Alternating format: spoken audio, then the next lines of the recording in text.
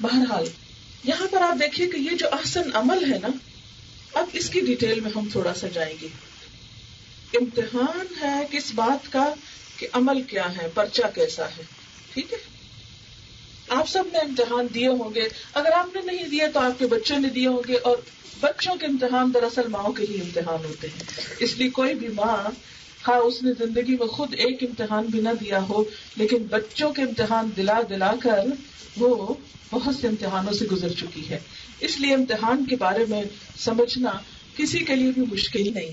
اب میں چند سوال آپ سے کروں گی کہ ایک طالب علم اگر اپنا سلیبس پڑھتا ہی نہیں، کھولتا ہی نہیں، فکر ہی نہیں، صرف کھیل کود میں وقت گزار رہا ہے، اس کو پتہ ہی نہیں کہ امتحان میں کیا آنے والا ہے، پھر اس کے بعد جب اس کو امتحان دیا بھی جاتا ہے، اچھا ایک آپ یاد رکھیے کہ ایک امتحان یہاں ہو رہا ہے جو ایک قسم کا ریٹن ہے، قیامت کے دن اورل ہوگا، وائوا ہوگا، اور وہ قبر سے ہی شروع ہو جاتا ہے.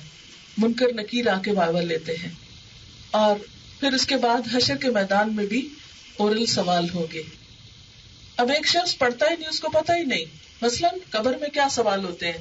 من ربو کا، تیرا رب کون ہے؟ ماں دینوں کا، تیرا دین کیا ہے؟ من نبیوں کا، تمہارا نبی کون ہے؟ تو اب اس پر آپ دیکھیں کہ ہم میں سے کتنے لوگ ہیں جو اس وائوے کے لیے تیار ہیں.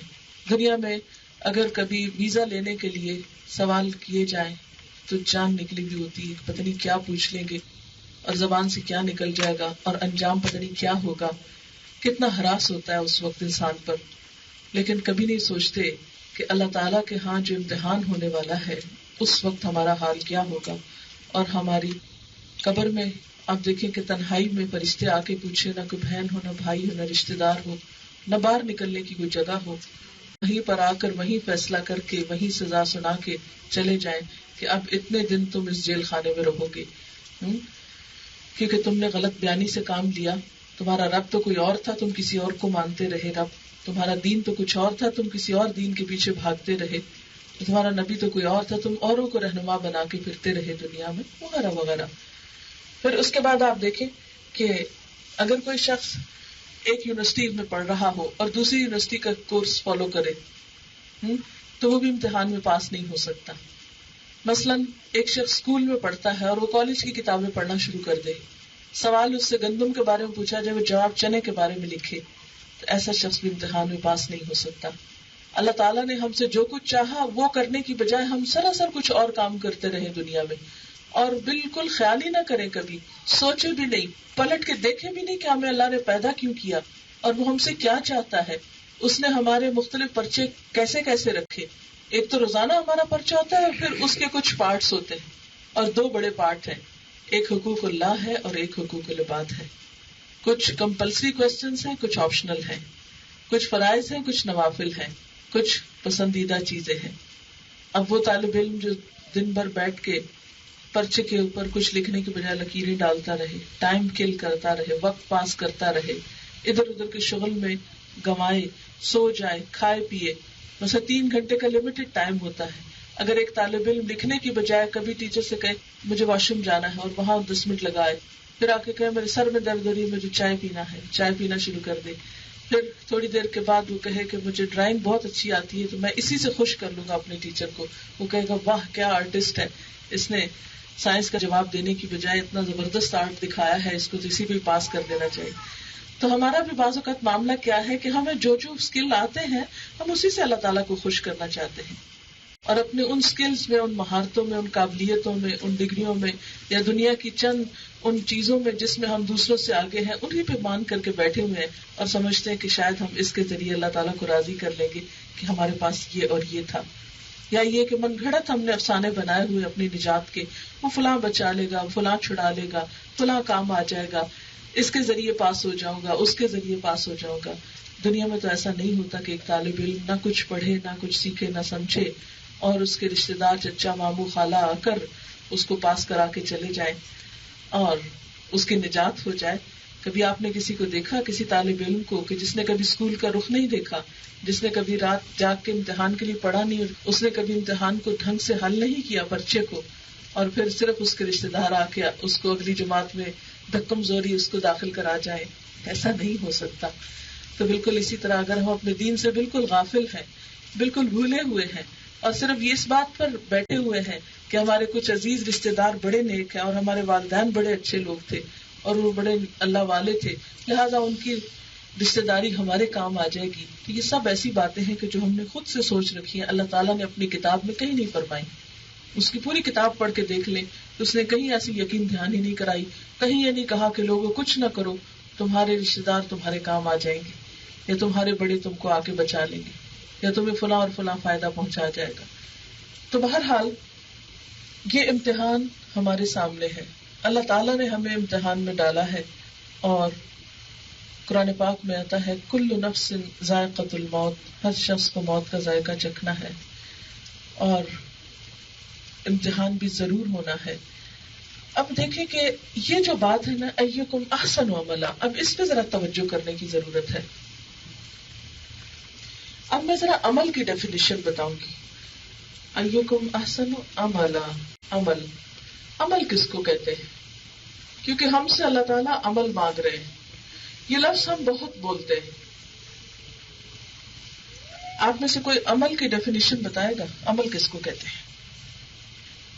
مثلا یہ گلاس میں نے اٹھایا، یہ ایک عمل ہے نا، یہ رکھا، عمل. یہ کیوں اٹھا؟ اس کو اٹھانے کے لیے کیا لگا؟ ہاتھ کے اندر کیا تھی؟ ایفرٹ اور انرجی اور طاقت، ایک فورس ہے نا پیچھے. ہاں، اگر مثلا آپ دیکھیں یہ پین ادھر چلا جاتا ہے پھر ادھر چلا جاتا ہے، کیا چیز اس کو ادھر اور ادھر کرتی؟ فورس ہے نا، انرجی لگی نا، ایفرٹ لگی. یہ رکھا ہے، خود ہی ہو جائے گا؟ نہیں ہوتا نا. تو کوئی بھی عمل خود نہیں ہوتا، وہ کرنے سے ہوتا ہے. اس کے لیے انرجی بھی لگی پلس ٹائم لگا. ٹائم لگا نا، یعنی اس کو ادھر کرنے میں بھی چاہے 2 سیکنڈ لگے، ادھر کرنے میں بھی 2 سیکنڈ لگے. گلاس اٹھانے میں ٹائم لگا، اس میں بھی ٹائم لگا. تو عمل میں 2 چیزیں بڑی اہم ہوتی ہیں. ایک تو فورس، ہر ایکشن کے لیے کیا چاہیے ہوتا ہے؟ Action is equal to force plus time. ہر کام ٹائم بھی مانگتا ہے، فورس بھی مانگتا ہے. Force you can say effort, efforts بھی اس پہ لگتی. اب اللہ تعالیٰ یہی تو دیکھ رہے ہیں کہ ایکم احسن عملا، تم میں سے کس کی ایفرٹس جو ہیں وہ سب سے اچھی. کون اپنے ٹائم کو بہترین طریقے سے استعمال کرتا ہے، کون اپنی انرجی کو، اپنی اسکلز کو بہترین طریقے سے استعمال کرتا ہے. ٹھیک ہے. اچھا، اب آپ دیکھیے کہ عمل کو ایک اور طرح سے بھی ہم ڈیوائڈ کریں گے. نمبر 1، اسلام کی نظر میں جو عمل ہے وہ 3 چیزوں پر مشتمل ہے. نمبر 1، انسان کی سوچ. سوچتے کیا ہے ہم؟ سوچنے میں طاقت لگتی ہے کہ نہیں؟ دماغ لگتا ہے سوچنے میں.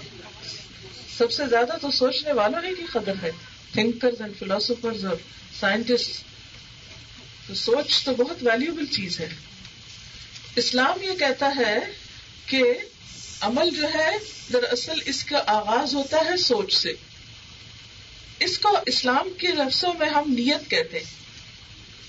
انما الاعمال بالنیات، عمل نیت کے ساتھ ہوتا ہے، یعنی عمل نیت کے بغیر کچھ نہیں. جیسے ایک بال یا ایک پین یا ایک گلاس رکھا ہوا ہے، تو جب تک اس کے ساتھ ایک ایفرٹ نہیں لگی تو وہ وہی کا وہی رکھا رہا، اس کی اپنی کوئی ویلیو نہیں بنی. اب جیسے دیکھیں پہاڑوں کے اندر سونا بھی ہوتا ہے نا، لیکن جب ایفرٹ لگا کے ان کو اس کے مائنز کے اندر سے سونا نکالتے ہیں تو ان پہاڑوں کی ویلیو بنتی ہے نا، ادروائز تو پہاڑ رکھے ہوئے ایک جگہ پر. اچھا، لیکن اس ایفرٹ کے لگانے سے پہلے کیا کام کرتے ہیں؟ یعنی پریکٹیکلی کچھ ہاتھ ہلانے سے پہلے سوچ. کوئی گلاس اٹھانے کے لیے پہلے آپ سوچتے، رکھنے کے لیے سوچتے، کہاں رکھوں، نیچے رکھوں، اوپر رکھوں، زور سے رکھوں، آہستہ رکھوں. تو یہ سارا آپ کا جو ایکشن ہے سوچ پر مبنی ہے نا. تو اس لیے اسلام میں عمل میں پہلا نقطہ جو ہے، یا عمل کا پہلا سیگمنٹ جو ہے، یا حصہ جو ہے، یا جو بنیادی جوہر جو ہے وہ کیا ہے؟ سوچ. نمبر 2، بول. زبان سے کیا نکلتا ہے؟ عمل میں دوسرا حصہ اب زبان بھی کیسے ہلتی ہے تو بولتی ہے نا. تو عمل کیا ہے؟ ہلنے کا نام بھی ہے نا، ہلنے اور ہلانے کا. اس کو بھی انرجی لگتی ہے، سوچ بھی لگتی ہے، انرجی لگتی ہے، تبھی یہ ہلتی ہے. اور اس سے پھر الفاظ بنتے ہیں اور ان کے پھر آگے ریئیکشنز ہوتے ہیں ان الفاظ کے ساتھ، ایک چین چلتا ہے. اور تیسرا ہے فیل، ایکشن. سوچ بول، یا سوچ بول کہہ لیں یا قول کہہ لیں، ٹھیک ہے، اور فیل یا کام کہہ لیں، عمل کہہ لیں، ایکشن کہہ لیں، ٹھیک ہے. اب آپ دیکھیں اللہ تعالیٰ ہم سے یہ چاہتے ہیں کہ ہم کیا کریں؟ احسن عمل کریں. احسن جو ہے ان تینوں کے ساتھ ہے، ٹھیک ہے. احسن سوچ، احسن بول اور احسن فعل، یہ ہے ہمارا امتحان. قیامت کے دن ہم سے کیا دیکھا جائے گا؟ ہم سوچتے کیا تھے. جیسے ایک حدیث پاک میں نا کہ جب ایک انسان ایک اچھے عمل کا ارادہ صرف کرتا ہے، کر نہیں پاتا، تو بھی اس کے نمبر لگ جاتے ہیں. ایک نیکی جمع ہو گئی، پلس پوائنٹ مل گیا، 1 پوائنٹ مل گیا. بس ایک اچھی بات سوچی تھی لیکن چانس نہیں ملا کرنے کا. ہاں چانس مل گیا، پلس 10 ہو گئے، 10 پوائنٹس مل گئے. اور صرف 10 نہیں، جتنا اچھا کام کیا اتنے زیادہ، 70 بھی، 70 بھی ہو سکتے، 700 بھی ہو سکتے ہیں، اینڈ مور دین 700 بھی ہو سکتے ہیں. دوسری چیز جو کاؤنٹ ہوتی ہے ایک ایک لفظ، وہ ہے انسان کے منہ سے نکلے ہوئے الفاظ. یہ بھی اعمال نامے میں تولے جائیں گے، اور یہ میجر پارٹ ہے انسان کے اعمال نامے کا. بیٹھے بیٹھے زبان جو ہلاتے رہتے ہیں ہم، کبھی ٹیلی فون پہ، کبھی گپ شپ میں، کبھی ادھر کبھی ادھر، کبھی گاڑی میں بیٹھ کے، کبھی اترتے ہوئے، کبھی کیا کیا بولتے چلے جاتے ہیں، سوچتے بھی نہیں. کچھ سوچ کے کچھ بن سوچے بس بولے چلے جاتے ہیں، اور سوچتے نہیں کہ یہ ایک ایک لفظ لکھا جا رہا ہے. قرآن پاک میں آتا ہے، میں اپنے پاس سے نہیں کہہ رہی، ما یلفظ من قول، ما یلفظ من قول، نہیں کوئی لفظ نکلتا قول میں سے، بات میں سے، یعنی پوری بات میں سے ایک لفظ بھی جو نکلتا ہے، الا مگر لدیہ، اس کے پاس ہی، رقیب، ایک رقیب بیٹھا ہوتا ہے. رقیب کہتے ہیں نگران کو، عتید تیار بیٹھا ہوتا ہے، فوراً لکھ لیتا ہے. اور اسی لیے قیامت کے دن انسان کہے گا ما لہذا الکتاب، اس کتاب کو کیا ہو گیا، لا یغادر صغیرۃ ولا کبیرۃ الا احصاها، اس نے نہ کوئی چھوٹی بات چھوڑی نہ کوئی بڑی چھوڑی، مگر ایک ایک چیز کو گن کر لکھ رکھا ہے اس نے. یعنی الفاظ گنے جائیں گے. آج آپ دیکھیں نا، آپ کتنا کامن ہو گیا نا، اتنے 100 ورڈز پر مشتمل ایسے ہونا چاہیے، اتنے ورڈز ہونے چاہیے، اس سے زیادہ نہیں، کم نہیں. اب تو ورڈز کاؤنٹ کیے جاتے ہیں، تو اسی طرح اللہ کے ہاں ان کی گنتی ہوگی، ان کا شمار ہوگا. اور تیسری چیز انسان کے عمل، ایکشنز، جو بھی وہ کرتا ہے، ادھر سے ادھر، ادھر سے ادھر، آگے پیچھے، دائیں بائیں، اوپر نیچے، جو بھی وہ کرتا ہے، چلتا ہے پھرتا ہے. یہ 2 طرح کے ہیں ایکشنز، 2 طرح کے ہیں، ایک ذاتی عمل ہے اور ایک دوسرے انسانوں کے ساتھ انٹریکشن ہے. ایک اپنا عمل ہے، مثلاً یہاں میں بیٹھے بیٹھے کھڑے ہو کر میں چاہوں تو اوپر اٹھوں، چاہوں تو ادھر ہوں، نیچے ہوں، پیچھے ہوں، یہ کیا ہے؟ میں ذاتی طور پہ ایک ایکسرسائز کر رہی ہوں، ٹھیک ہے. لیکن ایک میرا معاملہ کیا ہے کہ میں چلنا شروع کر دوں، اور جب چلتی جاؤں تو راستے میں کبھی ایک ملے کبھی دوسرا ملے. اب ان کے ساتھ میں کیسے معاملہ کر رہی ہوں، یہ میرا معاملہ ہے، ٹھیک. تو یہ جو فعل ہے، عمل ہے، یہ ایک ذاتی ہے، انڈیویجول ہے، انفرادی ہے، اور دوسرا معاملہ ہے جو دوسرے انسانوں کو انوالو کر لیتا ہے، دوسروں کے ساتھ. ایک ذاتی اور ایک اجتماعی، کہ دوسرے انسانوں کے ساتھ میں کیا کرتی ہوں. پھر اس کا ایک اور تقسیم بھی ہے، ایک زندگی میں اور ایک مرنے کے بعد میرے پیچھے دنیا میں کیا ہو رہا ہے، ٹھیک ہے، جس کو آثار کہتے ہیں. یہ سب کچھ مل کر انسان کا عمل بنتا ہے. ذاتی اعمال میں کیا آتے ہیں؟ جیسے میری نماز ہے، روزہ ہے، حج ہے، زکوٰۃ ہے، یہ میرا اپنا عمل ہے، میں پڑھتی ہوں نہیں پڑھتی. لیکن اجتماعی میں کیا ہے؟ حقوق العباد آ جاتے ہیں. اس کو حقوق اللہ کہتے ہیں، انفرادی عمل کو، جو عبادت کا یا اچھے احسن عمل جن کو کہتے ہیں، اور یہ حقوق العباد آ جاتے ہیں. اور صرف حقوق العباد نہیں، حقوق العباد میں پھر جانوروں کے حقوق بھی، انسانوں کے بعد، اور مخلوق کے اور کائنات کے اور زمین کے اور انوائرمنٹ کے ہر ایک کا جو حصہ ہے وہ انسان کا لکھا جاتا ہے. اس کا سوشل لائف، اس کی اکنامک لائف، اس کی پولیٹیکل، اس کی زندگی کے پھر سارے آسپیکٹس اس میں آ کے کور ہو جاتے ہیں. ٹھیک ہے، اب آپ دیکھیے ذرا اس آیت کو سب مل کے پڑھیے اور سوچئے کہ وہ کیا بولا گیا ہے. چلیے میں آپ کو کلمہ. تبارک الذی بیدہ الملک وهو على كل شيء قدير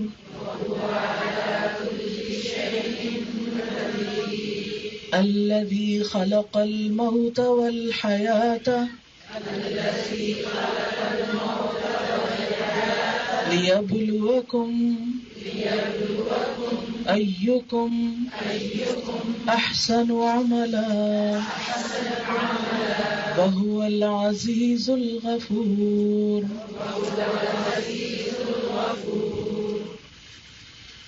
الذي خلق الموت والحياة ليبلوكم أيكم أحسن عملا وهو العزيز الغفور. آیت کا اختتام اللہ تعالیٰ کی دو صفات پہ ہو رہا ہے. نمبر ایک العزیز. العزیز کا لفظ ہوتا ہے بڑا زبردست. یہ جو تمہارا امتحان لینے والا ہے وہ بڑا زبردست ہے. اور اس سے پیچھے کیا ہے ذرا آپ دیکھیے، غور کیجیے. پیچھے ہے قدیر اور آگے ہے عزیز. آیت شروع ہونے سے پہلے آپ دیکھیے نا، قدیر. قدیر کا کیا مطلب ہے؟ پوری قدرت رکھنے والا، ہر طرف سے پکڑ سکتا ہے. تو اور آیت ختم ہونے کے اوپر العزیز، بہت زبردست ہے. تم یہ مت سوچو کہ اس کو دھوکہ دے کے فریب سے کہیں بھاگ جاؤ گے، نہیں. اور ساتھ ہی پھر فرما دیا گیا الغفور، بخشنے والا بھی. اگر تم سیدھے ہوئے، تم نے معافی مانگ لی اور تم اس کی طرف رجوع کر لیے، پلٹ آئے تو بخش بھی دے گا. لیکن ہم باقی ساری باتوں کو بلا کے صرف غفور پہ تکیہ کر کے بیٹھ جاتے ہیں. پچھلے سارے کام بھلا دیتے ہیں کہ اس نے ہم سے کوئی مطالبہ بھی کیا ہے، کچھ ایفرٹ کرنے کو کہا ہے، کچھ زور لگانے کو، کچھ وقت لگانے کو، کچھ محنت کرنے کو، سب کچھ چھوڑ دیتے.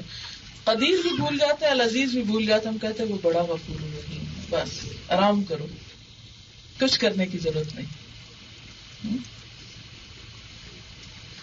یہ الغفور تو اس لیے کہا گیا کہ ساری کوشش کے باوجود بھی اس کا حق کہاں ادا ہوتا ہے. کوئی یہ دعویٰ تو کرے کہ میں نے اس کا حق ادا کر دیا، ہرگز نہیں. تو جب اس کا حق ادا نہیں ہوتا تو پھر انسان بعض اوقات سوچتا ہے یا اللہ اتنی محنت کر کے بھی تیرا حق ادا نہیں ہوا تو میں نے کیا کیا. بتاتا نہیں، کوئی بات نہیں، الغفور، تم کوشش کرو، جو چھٹ گیا میں معاف کر دوں گا. لیکن یہ نہیں کہا کہ تم کچھ نہ کرو، آرام کرو اور ہر غلط کام کرنے سے پہلے یہ کہہ دیا کرو وہ غفور رحیم ہے. چلیے ہم پھر اس بات کا خلاصہ کرتے ہیں. اللہ نے ہم کو پیدا کیا، ہم مانتے ہیں اس بات. ہم خود نہیں بنے، ہم کچھ نہ تھے، اس نے یہ زندگی ہم کو دی. پھر ایک وقت آئے گا کہ ہم کو مرنا ہے، اور پھر ایک وقت آئے گا کہ ہم کو جینا ہے، اٹھنا ہے. اس وقت ہم کو وہ سب دکھایا جائے گا جو آج ہم کر رہے ہیں. آج کی یہ زندگی سب سے اہم ترین وقت ہے، یہ پھر نہیں ملے گی. جیسے ہم کچھ نہ تھے، وہ وقت ہم دوبارہ پیچھے جا سکتے ہیں؟ ہم میں سے کوئی کہے کہ نہیں میں اگلی صدی میں پھر آنا چاہتا ہوں کہ اللہ تعالیٰ یہ وقت میرا کچھ نہ ہونے میں لگا لیجیے؟ نہیں، بس اسی میں جینا ہے. پھر موت، اس پار بھی جو چلا گیا وہ بھی نہیں پلٹ سکتا، واپس نہیں آ سکتا.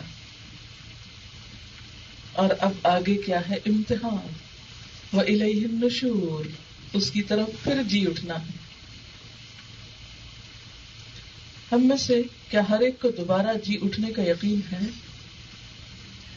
اگر واقعی یقین ہے نا تو اس کے لیے ضروری ہے کہ اس امتحان کی اہمیت کو سمجھیں، لِيَبْلُوَكُمْ کو سمجھ جائیں اور اپنی کوشش کس طرف لے جائیں؟ احسن عمل کی طرف. اب آئیے تھوڑی سی بات میں احسن عمل پہ مزید کرتی ہوں. احسن عمل میں سب سے پہلے سوچ کی بات ہے، نیت کی بات ہے. بڑے سے بڑا نیک کام اگر نیت درست نہیں نا، اندر صاف نہیں نا، دل کے کھرے نہیں نا، کچھ فائدہ نہیں. اس کا یہ مطلب نہیں کہ ہم اچھا کام چھوڑ دیں کیونکہ ہماری نیت صاف نہیں، اس لیے کام بھی کرنے کا کیا فائدہ. نہیں، ہم اپنی نیت درست کریں. نیت کیسے درست کی جائے،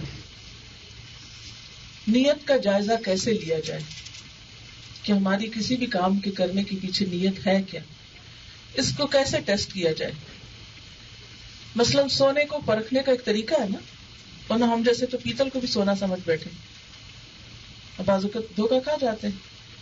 آرٹیفیشل جیولری کو ہم کیا سمجھ بیٹھتے، گولڈ. تھوڑی دیر کے لیے ضرور دھوکہ کھا جاتے، پھر ذرا اٹھا کے دیکھتے ہیں، پھر چھنکا کے دیکھتے ہیں، نہیں آواز سونے والی نہیں، کوئی اور چیز ہے. چھوٹے چھوٹے ٹیسٹ تو ہم نے بھی رکھے ہوئے نا اپنے. سلک کی پہچان کا طریقہ ہے کوئی؟ کاٹن کو پہچانتے ہیں، جو کو اور گندم کو پہچانتے ہیں نا. کسی کو چک کے پہچانتے، کسی کو سونگ کے پہچانتے، کسی طرح کسی کو کسی طرح. تو کیا ایک نیت کو ہی جانچنے کا طریقہ کوئی نہیں ہے؟ کیسے جانچ؟ چلیے آپ بتائیے پہلے نیت کو کیسے جانچیں گے آپ؟ اس کی صاف اور واضح پہچان یہ ہوتی ہے کہ ہم نے کوئی کام اللہ کے لیے کیا ہے کہ نہیں کیا. ہوتا یہ ہے کہ اس کام کے کرنے کے بعد اگر کسی انسان کے ساتھ نیکی کی تو رویہ وہی ہوتا ہے، نیکی کر دریا میں ڈال. بس اچھا کر کے بھول جاؤ کہ کیا بھی تھا یا نہیں کیا تھا، یاد ہی نہ رکھو. جی دونوں کی نیت کی بات کر رہی. نیت کا مراد ارادہ ہے، سوچ کیا ہے، بیک آف مائنڈ کیا ہے، آپ کیوں کر رہے ہیں، واٹس دا ریزن، یا وہ جو ایک انسینٹو کیا ہے آپ کا، یا اس کے پیچھے وہ کیا چیز آپ کو یہ کام کرنے پہ آمادہ کر رہی ہے. اصل میں آپ وہ بڑی بڑی باتیں کر رہے ہیں، میں چھوٹی بات کرنا چاہتی ہوں جس سے ہم اپنا ٹیسٹ لے سکیں. چلیے ٹیسٹ کیجیے اپنے آپ کو. میں آپ کو ایک چھوٹی سی اگزامپل سے ٹیسٹ دیتی ہوں، آپ اپنی نیت ٹیسٹ کر لیں. ٹھیک ہے؟ نیت کو اپنے آپ کو کیسے ٹیسٹ کریں گے؟ آپ کی بہن بیمار ہے، آپ ان کی خبر لینے کو جا رہی ہیں اور سوچ رہی ہیں کہ وقت تو نہیں پر جانا ہی پڑے گا، اس لیے کہ کل کو میں بیمار ہوئی تو وہ نہیں آئے گی. اگر یہ اللہ کے لیے ہو تو یہ نہ سوچیں کہ وہ آئے گی کہ نہیں آئے گی. مجھے جانا ہے، مجھے نیکی کرنی، مجھے اس کی کوئی پرواہ نہیں کہ کوئی کرے گا یا نہیں کرے گا. بے غرض. ٹھیک ہے؟ اچھا ہوتا یہ ہے کہ جب ہم اللہ کے لیے کرتے ہیں نا تو ہم نیکی کیے جاتے پھر ہماری نیکیوں میں دوڑ لگی چلی جاتی، پھر ہم رکتے نہیں ہیں. لیکن جب ہم بندوں کے لیے کرتے ہیں نا تو جہاں سے بندوں نے شاباش نہ دی، تعریف نہ کی، وہ مسکرا کے استقبال نہیں کیا، وہیں ہم بجھ کے بیٹھ گئے کہ انہوں نے تو مجھے پوچھا ہی نہیں، کیا فائدہ. اچھا ایک اور ٹیسٹ، چلیے اسی مثال سے میں دوبارہ ٹیسٹ کراتی ہوں کہ آپ کی دوست بیمار ہوئی، آپ نے دن رات ان کی خدمت کی، اتفاق سے آپ بیمار پڑ گئی اور وہ اپنی کسی مجبوری کی وجہ سے آ نہ سکی، اس نے فون بھی نہیں کیا. اب آپ کیا سوچ رہے ہیں؟ دیکھو فلاں کو کیسی مطلب ہی، میں نے اس کے لیے دن رات ایک کی. یہ بات میں اس لیے کر رہی ہوں کہ یہاں سے ہم خود کو ٹیسٹ کر لیں. اگر ہم نے کسی سے اللہ کے لیے کیا تو ہم ضرور تھوڑا سا پلٹ کے سوچیں گے کیا پتا اس کی مجبوری، کوئی بات نہیں، میں نے کون سا اس لیے کیا تھا کہ وہ مجھے اس کی جزا دے، اور وہی اللہ نے میرا بھلا کرنا تھا، وہ میرے کام نہیں ہے، فلاں آ گیا. دیکھیں نا، جب ہم اللہ کے لیے کرتے ہیں اور اس سے جزا چاہتے ہیں تو اللہ تعالیٰ غیب سے مدد کرتا ہے. اور اس کی مدد کا طریقہ یہ نہیں ہوتا، ہم کیا کرتے ہیں کہ بس یہ مجھے تو اسی وقت سمجھ آئے گا کہ مجھے جزا ملی ہے کہ نہیں، کہ میں کسی کو پین دوں تو فٹافٹ مجھے پین مل جائے. ہم اتنا تھوڑی جزا چاہتے ہیں، پین کا بدلہ پین چاہتے ہیں، حالانکہ اللہ تعالیٰ اس سے معلوم نہیں کتنی بڑی چیز دینا چاہتا، کیونکہ اللہ کے ہاں جو جزا ہے وہ ایک کے بدلے 10، 70، 700 گنا ہے. بندے تو چھوٹی سی چیز چاہتا ہے، صرف وہ چاہتا ہے کہ جو تو نے کسی کے ساتھ کیا تو ایکسپیکٹ کر کے بیٹھ گیا، توقع رکھ کے بیٹھ گیا کہ وہ بھی تیرے ساتھ بس وہی کرے تو تیری بات بنے، تیرے دل کو ٹھنڈک پڑے، اور اگر اس نے وہ نہیں کیا تو کچھ نہیں ملا. نہیں، جب تو نے اللہ کے لیے کیا تو معلوم نہیں اس تیری نیکی کے بدلے کہاں کہاں تیرا بھلا ہو گیا. میں ایک چھوٹی سی مثال آپ کو دوں گی کہ نیکی کیسے فائدہ پہنچاتی ہے نا، اور بے غرض ہو کے. ہماری ایک بہن گئی یہاں سے پاکستان، تو جب وہ آنے لگی تو مہمان کا ایک حق ہوتا ہے، میں نے ان کو ایک کپڑا دیا. میں بالکل بھول گئی کہ میں نے ان کو کیا دیا. ہوا یہ کہ جس دن میں آنے لگی یہاں پر، تو اس سے ایک دن پہلے ان کا خط یہاں سے گیا، اور آنے سے آدھا دن پہلے میں وہ خط پڑھ رہی تھی کہ انہوں نے اس خط میں لکھا ہوا تھا کہ کینیڈا کا موسم جولائی اگست میں کراچی جیسا ہوتا ہے، اور آپ کا سوٹ بہت اچھا تھا. وہ میں نے اپنی بہن کو دیا کہ خود پہنا، کچھ ایسی بات لکھی ہوئی تھی. میں نے کہا یا اللہ، گرمی ہوتی ہے وہاں. میں یہ سمجھ رہی تھی کیونکہ میں برطانیہ میں رہی ہوں کئی سال، اور وہاں اس موسم میں بھی بڑی ٹھنڈک ہوتی ہے. آپ تھک کاٹن کے کپڑے پہنتے ہیں. میں نے کہا اوہو، میں نے تو کوئی لون کا کپڑا ہی نہیں اٹھایا، تو میں کس مصیبت میں گرفتار ہو جاتی اگر میں اپنے موٹے کپڑے لے آتی، کیونکہ میری یہ فرسٹ وزٹ تھی. اس وقت مجھے خیال آیا کہ انسان کی نیکی ضائع نہیں جاتی، کہ انسان بعض اوقات، اور یقین مانے کہ مجھے بالکل یاد نہیں تھا کہ میں نے کوئی ایسا کام کیا بھی تھا کہ نہیں، لیکن پلٹ کے انہوں نے صرف شکریہ ادا کیا ہوا تھا، اور اس شکریہ کے خط نے مجھے اتنی بڑی مصیبت سے بچا لیا. ورنہ یہ تھا کہ آ کے کتنی سخت گھبراہٹ ہوتی، اور میں یعنی کیا کرتی، اور اتنے تھوڑے وقت کے لیے میں اسی چکر میں اگر پڑ جاتی تو کتنی مشکل پڑتی. یعنی بغیر تیاری کے انسان کود پڑے کسی جگہ پر تو کتنی مشکل ہو سکتی ہے. تو کبھی یہ نہ سوچیں کہ میں اس شخص کے ساتھ یہ کر رہی ہوں، اب مجھے اس شخص سے یہ بھلائی ملنی ہی چاہیے. نہیں کریں اور بھول جائیں. آپ کو نہیں پتا کہ غیب سے اللہ آپ کی کہاں کہاں مدد کر دے گا، اور آپ کتنی بڑی مصیبت میں پڑنے سے بچ جائیں گے.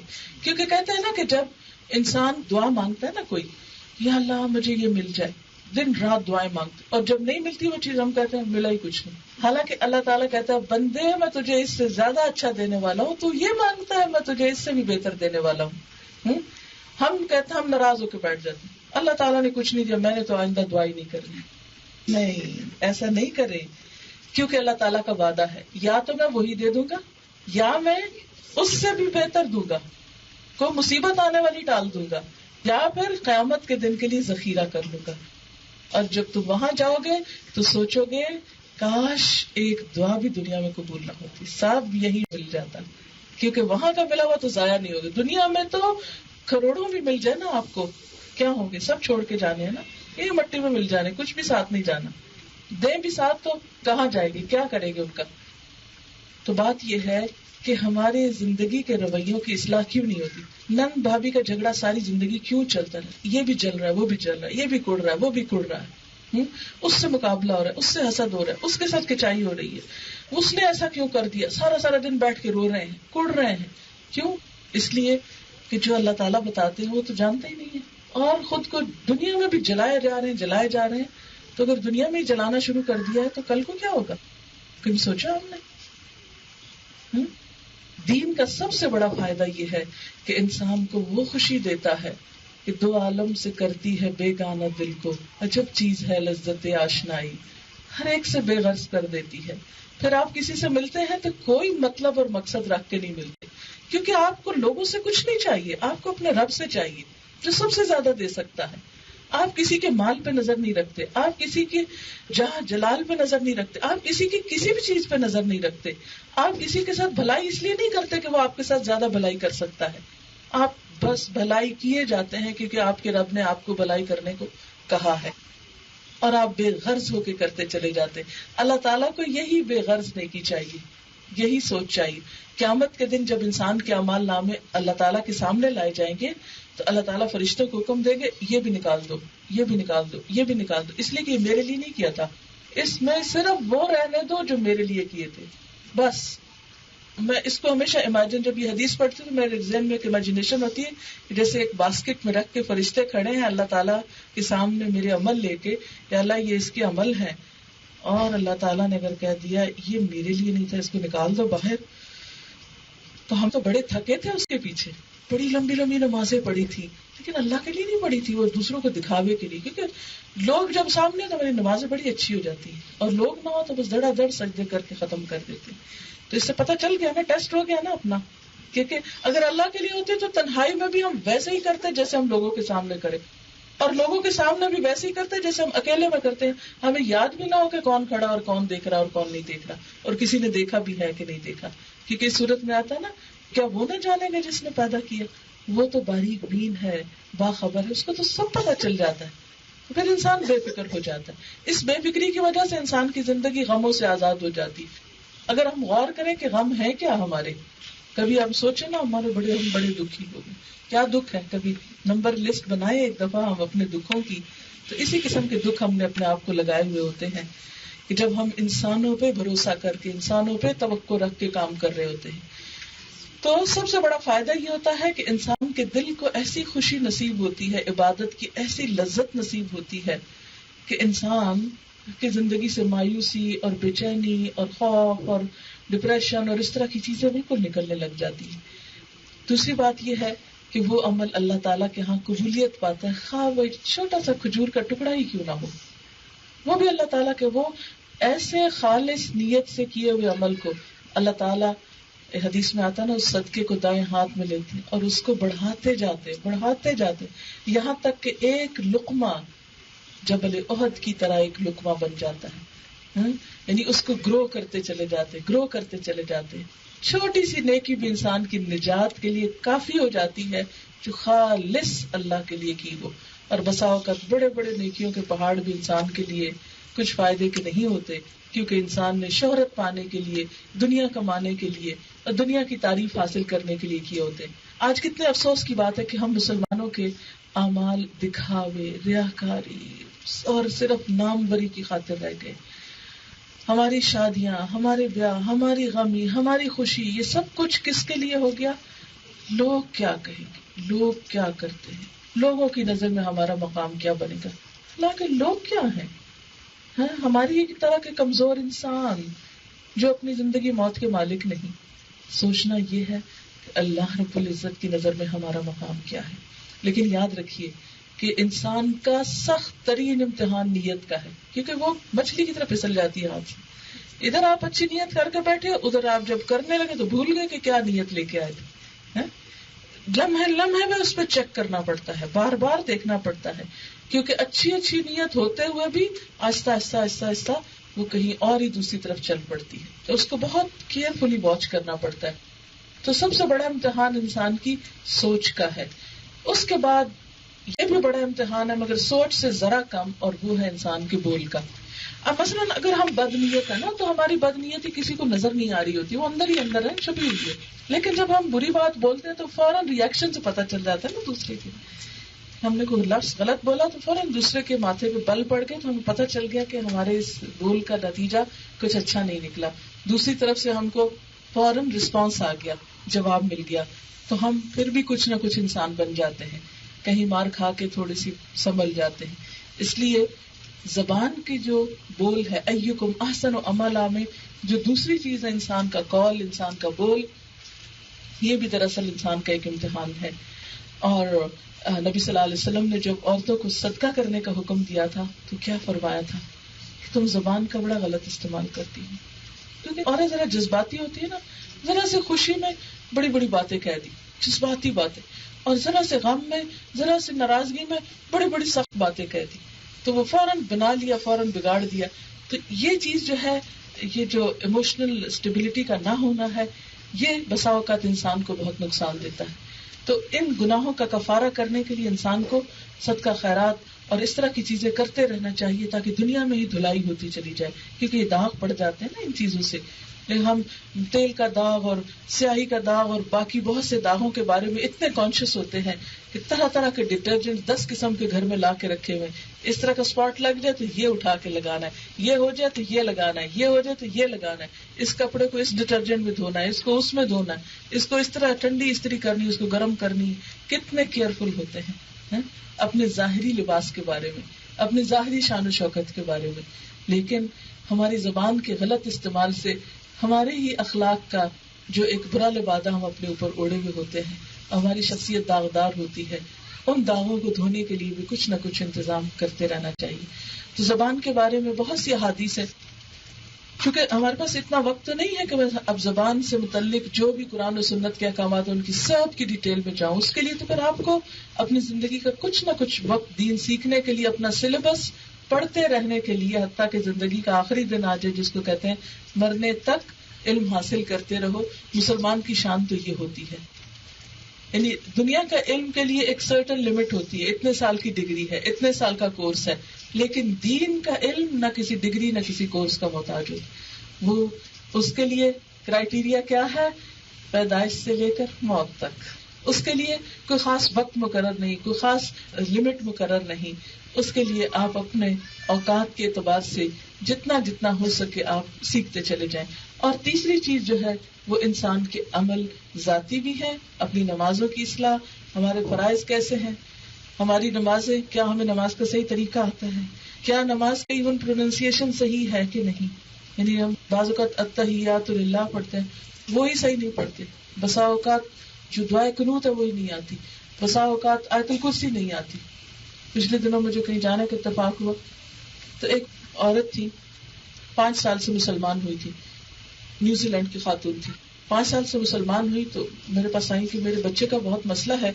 جب میں نماز پڑھتی ہوں رونا شروع کر دیتا اور بہت روتا ہے تو میری نماز پڑھنی دوبر ہو جاتی. تو مجھے کوئی حل بتائیں اس کا. میں نے کہا کہ دیکھو تم اس پہ آیت الکرسی پڑھا کرو کہ شیطان اس کو بہکاتا ہے نا، یعنی تاکہ تمہاری نماز کو پریشان کرے. کیونکہ ماں کا دل بچے میں اٹکا ہوتا ہے، اگر بچہ روئے گا بے وجہ بھی تو ماں جو ہے وہ نماز پہ توجہ نہیں کر سکتی نا. اور اکثر عورتوں کی اسی خلل میں نمازوں کی عادت جو ہے چھوٹ جاتی ہے اچھی بھلی. تو کہنے لگے آیت الکرسی کیا ہوتی ہے. مجھے اس قدر تکلیف ہوئی. میں نے کہا 5 سال ہو گئے ہیں اس بچی کو مسلمان ہوئے، آج تک کسی اللہ کے بندے نے اس کو آیت الکرسی نہیں سکھائی. کتنی بڑی نعمت سے محروم ہے یہ. حالانکہ ایک آیت ہے، آیت الکرسی ایک آیت ہے، اور شیطان سے بچنے کا سب سے عمدہ ہتھیار ہے. کیونکہ شیطان نے خود بتایا تھا نا، حضرت ابو ہریرہ کو بخاری کی حدیث میں آتا ہے، ایک آیت بتاتا ہوں اگر تم پڑھو گے تو پھر میں نہیں آؤں گا، اور وہ آیت الکرسی تھی. تو آپ صلی اللہ علیہ وسلم کو جو بتایا گیا تو آپ نے فرمایا ہے وہ جھوٹا، بات اس نے سچی کی ہے. تو ہم شرماتے ہیں، اتنے بڑے ہو گئے، لوگ کہیں گے لو اس کو یہ نہیں آتا. یہ کیا فرق پڑتا ہے، دنیا میں ہی پتا چل جائے نہیں آتا، قیامت کے دن بھی تو جا کے سب کو پتا چلے گا نا اس کو یہ اور یہ نہیں آتا تھا اور اس نے زندگی بھر سیکھا بھی کوئی نہیں. تو نہ سیکھنا اور جہالت جو ہے وہ زیادہ بڑا داغ ہے بنسبت اس کے کہ انسان اعتراف کر لے. وہ اعتراف جو کل قیامت کے دن جا کے کرنا ہے وہ اعتراف ہمیں آج کر لینا چاہیے. فاعترفوا بذنبہم، وہاں انسان اپنے قصوروں کا اعتراف کریں گے. آج ہم مان لیتے ہیں، ایڈمٹ کر لیتے مجھے نہیں آتا. اس جملے میں اتنا آرام، اتنا سکون ہے. بعض اوقات میں بڑی بڑی مجلسوں میں بیٹھ کے کہتی ہوں مجھے نہیں آتا، اور شاید مجھے اس جملے میں زیادہ خوشی محسوس ہوتی ہے بنسبت اس کے کہ میں ایک بہت بڑا جواب کسی کو دوں بڑے عالمانہ طریقے سے. اگر کوئی بات مجھے نہیں آتی ہو تو میں سب کے سامنے آرام سے کہہ سکتی مجھے نہیں پتا. کیوں؟ اس لیے کہ غلط مسئلہ بتانے سے بہتر ہے کہ اپنی لا علمی کا اعتراف کر لو. کیونکہ انسان ہے نا، قرآن پاک میں آتا ہے وَلَا يُحِيطُونَ بِشَيْءٍ مِّنْ عِلْمِهِ إِلَّا بِمَا شَاءَ، اللہ کے علم میں سے نہیں احاطہ کر سکتے مگر جتنا وہ چاہتا ہے. تو جتنا اس نے چاہا دیا، جو محنت کی کچھ ملا. لیکن کسی انسان کے اندر بھی کمال نہیں، کوئی فرشتہ نہیں. تو فرشتوں کے پاس بھی علم کوئی نہیں، پتا نا وہ آدم علیہ السلام کے مقابلے میں ان کا علم بھی کم ہو گیا تھا. سبحانک لا علم لنا الا ما علمتنا، پاک ہے تو، ہمارے پاس کوئی علم نہیں مگر جو تو نے ہمیں سکھایا. تو لا علمی کا اعتراف کرنے میں کوئی کبھی نہ ڈرے، کبھی نہ شرمائے، کبھی نہ جھجکے. نماز نہیں آتی، اتحیات نہیں آتا، آیت الکرسی نہیں آتی، دعا قنوت نہیں آتی، تسبیح نہیں آتی، کچھ نہیں آتی، کسی بھی بہن سے، کسی بھی ہمسائی سے، کسی بھی رشتہ دار سے، کسی بھی اویلیبل پرسن سے کہیں نہ کہیں سے اس کو سیکھ لیں. زکوٰۃ کا طریقہ نہیں آتا، سیکھ لیں. حج کا طریقہ نہیں آتا، سیکھ کر جائیں. اتنا افسوس ہوتا ہے بسا اوقات جا کر وہاں، خصوصاً اپنے جو سب کانٹیننٹ سے آئے ہوئے لوگ ہیں ساری دنیا میں سے، کہ ان کو بعض اوقات خواتین کو نہیں پتا ہوتا کہ نماز کیسے پڑھنی ہے جماعت کے ساتھ. یعنی امام کھڑا ہے تو وہ سجدے میں، امام سجدے میں تو کھڑے ہیں، اور فرض نمازیں گوا بیٹھتے ہیں نا. سوچیں ذرا، کیونکہ جماعت سے اگر آپ نماز پڑھ رہے ہیں اور اگر آپ امام کو فالو نہیں کر رہے اور صحیح طریقے سے نہیں پڑھ رہے تو نماز ہوتی نہیں. کیونکہ اقامت صلاۃ کا حصہ ہے صفیں درست کرنا اور امام کو صحیح طور پہ فالو کرنا. لیکن ہماری خواتین کیا مرد بھی بسا اوقات حج پہ بھی چلے جاتے ہیں تو یہ چیزیں نہیں آتی. یہ ان کو سیکھنا چاہیے. اسی طرح ہمیں زکوٰۃ کا طریقہ، صلاۃ کا، رمضان کا، کس کس چیز سے روزہ ٹوٹتا ہے. مثلا ہمارے یہاں ایک اتنا غلط کانسیپٹ ہے عورتوں میں کہ اگر دن کے 12 بجے پیریڈز آ جائیں تو باقی سا کچھ نہ کھاؤ پیو روزہ ہو جائے گا. یہ اتنی عام سنی میں نے بات تو مجھے حیرت ہوئی کہ پتہ نہیں کتنے روزے لوگوں نے اس طرح اپنے توڑے ہوئے ہیں اور انہیں پتہ ہی نہیں, نہ کچھ کھاتے ہیں. ایک وہ ظلم اور دوسرا یہ کہ روزہ نہیں رکھتے, ایک دوسرا ظلم. تو یہ جہالت کی وجہ سے یہ دو ظلم اپنے آپ میں انسان کرتا ہے کہ جب روزہ رہا نہیں تو پھر کھانے سے کیا پرہیز, کھاؤ. اور دوسری بات یہ ہے کہ اگر روزہ نہیں رہا تو اس کی قضا کرو. اگر 5 منٹ پہلے بھی روزہ گیا ہے تو آپ کو قضا دہرانی ہوگی. بس یہ ہے کہ وہ سارا دن جو آپ روزے سے رہے اتنے حصے کا آپ کو ثواب مل جائے گا, کیونکہ اللہ تعالیٰ کسی کا اجر ضائع نہیں کرتے. پھر اسی طرح آپ دیکھیں کہ فرائض کی پابندی کے بعد, حقوق اللہ کی پابندی کے بعد پھر والدین کا کیا حق ہے, شوہر کا کیا حق ہے, بچوں کا کیا حق ہے, ہمسائے کا کیا حق ہے, رشتہ داروں کا کیا حق ہے, جو اپنے شہر کے لوگ ہیں ان کا کیا حق ہے, امت مسلمہ کا کیا حق ہے, پوری دنیا کے انسانوں کا ہم پر کیا حق ہے. ہمیں تو پتہ ہی نہیں کہ جو ہمارے آس پاس جو دین سے دور لوگ ہیں ان کا بھی ہمارے اوپر کچھ حق ہے. ہم اگر اس ملک میں رہتے ہیں تو اس کا مطلب یہ نہیں ہے کہ ہم صرف پیسے کمانے کے لیے یہاں بیٹھے ہیں یا دنیا بنانے کے لیے. نہیں, ہم سے یہ پوچھا جائے گا کہ تم امت مسلمہ کے ایک نمائندے تھے, تم پر ذمہ داری تھی کہ تم اس پیغام کو, اس نور کو جو تمہارے دل میں اللہ نے اتارا تو دوسروں تک بھی لے کے جاتے.